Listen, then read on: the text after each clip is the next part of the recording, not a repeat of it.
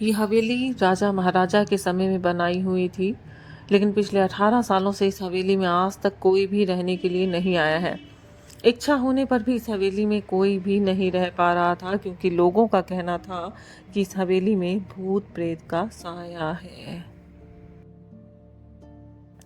जब आरव सिंह को इस हवेली के बारे में पता चला तो उन्होंने तय किया कि वो इस हवेली के अंदर जाएंगे और असली राज क्या है उसका पता लगाएंगे। और ये सोचकर उन्होंने उस हवेली में जाने की सारी तैयारी कर ली।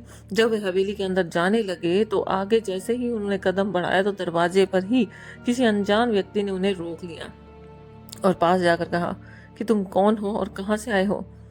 और उन्होंने वीरन सिंह को ये कहा, जवाब देने के बजाय सामने से ही सवाल कर दिया कि क्या मैं जान सकता हूँ कि आप कौन हैं। अभी वीरन सिंह ने जवाब दिया कि मेरा नाम वीरन सिंह है और मैं पास में ही रहता हूँ।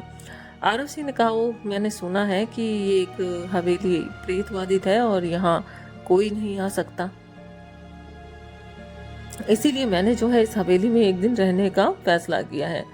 अब वीरन सिंह चौंक गया और उसने कहा, हाँ आपने सुना तो सही है, और आप भी भीतर मत जाइए, मेरी मानो तो आप भी यहाँ से लौट जाओ, यहाँ पर बहुत ज़्यादा खतरा है जो कि ठीक नहीं है। आप कुछ नहीं जानते इस बारे में, आप इसके अंदर मत जाइए, वीरन सिंह उन्हें समझा रहा है। ये सुनकर आरव सिंह खुश हो गया, जैसे कि उनकी तो लॉटरी लग गई हो।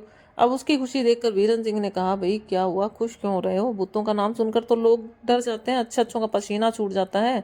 शायद आपको पता नहीं होगा कि मुझे भूतों में बहुत दिलचस्पी है, ऐसा आरव सिंह ने कहा। अगर इस हवेली में कोई भूत है तो मैं जरूर अंदर जाकर सारी सच्चाई का पता लगा लूंगा। ये कहकर आरव सिंह उस हवेली में चला गया और अंदर जाकर आरव ने अपना बैग साइड में रखा और मेंशन में इधर उधर देखने लगा। सभी कमरों को भी उसने चेक किया। बाद में वह ड्राइंग रूम में आकर सोफे पर बैठ गया और वहीं बैठकर उसने 2-4 पैक शराब भी पी ली।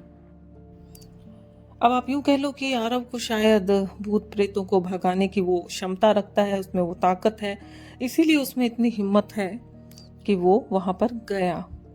अब अचानक उस कमरे में बिजली का बल्ब जलने लगा, लेकिन आरव ने उस पर ध्यान नहीं दिया। थोड़ी देर बाद दूसरा बल्ब जलने लगा तो हवेली की सारी लाइटें झपकने लगी।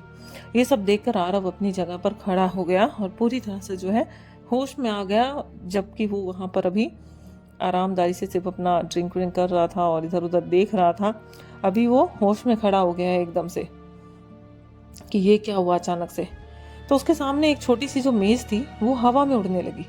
करीब 6 फीट हवा में ऊपर जाकर वो गोल गोल घूमने लगी और घूमती हुई जो है बड़ी तेजी से आरव की तरफ आई है। अब आरव तुरंत अपनी जगह बदल लेता है और दूसरी तरफ चला गया, वरना वो जो टेबल था उसे चोट पहुंचा सकता था। टेबल वहीं गिरा जहां आरव खड़ा था। अभी वो आरव को पता लग गया था। अब आरव को समझ पाता इतनी ही देर में जो सोफा था वो भी उसी की तरफ उठकर और उसकी तरफ बढ़ने लगा, और वहां से भी वो जल्दी खड़ा हुआ और कूद गया, वरना वो सोफा भी जो था उसे चोट पहुंचाता, लेकिन वो जाकर दीवार से टकराया सोफा और आरव बच गया। अचानक सब शांत हो जाता है और आरव जो है सावधानी से इधर उधर देखता है, तेज आवाज में बोलता है कि कौन है, मेरे सामने आओ। अभी उसके सामने एक बड़ी छाया दिखाई दी। आरव ने उस परछाई को देखते हुए कहा, तुम कौन हो और तुम मुझे क्यों मारना चाहते हो? तभी वो छाया कहती है, भैया तुम्हारी गलती के कारण। आरव, मेरी गलती? मैंने क्या गलती की है? छाया, इस हवेली में आने की भूल की है तुमने। मैं इस हवेली में किसी को खुश नहीं देख सकता हूं। लेकिन क्यों? उसने खामोशी से जवाब दिया, आज से 18 साल पहले इसी हवेली पर और इस हवेली के मालिक ने ही मुझे मारा था, बिना किसी मेरे दोष के। इस कारण मेरी आत्मा इस हवेली में भटकती रहती है। मैं इस हवेली में किसी को रहने नहीं दूंगा, क्योंकि इस हवेली में मेरा खून हुआ है और इस हवेली में जो भी रहने आएगा वह तो मारा ही जाएगा।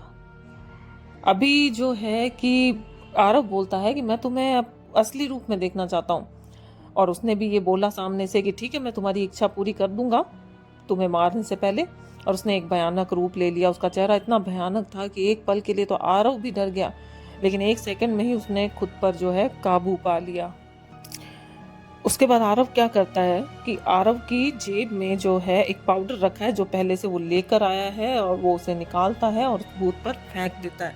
जैसे ही वो जो चूरन है उस भूत पर गिरता है तो बड़ी एक ज्वाला उठने लगती है और वो जलने लगता है। और जो वो आत्मा है वो बहुत ज़ोर ज़ोर से चिल्लाने लगती है और पूरी तरह वहीं पर वो झुलस जाती है। अब ये सब होने के बाद जो है आरव को एक चैन की सांस मिलती है, वो चैन की सांस लेता है और वहीं सो जाता है बेड पर।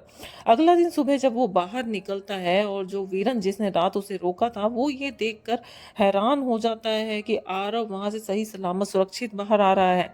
और उसने पूछा कि तुम जिंदा कैसे हो। तो आरव ने जो है रात जो भी घटना हुई उस विषय पर सारा कुछ उन्हें बताया।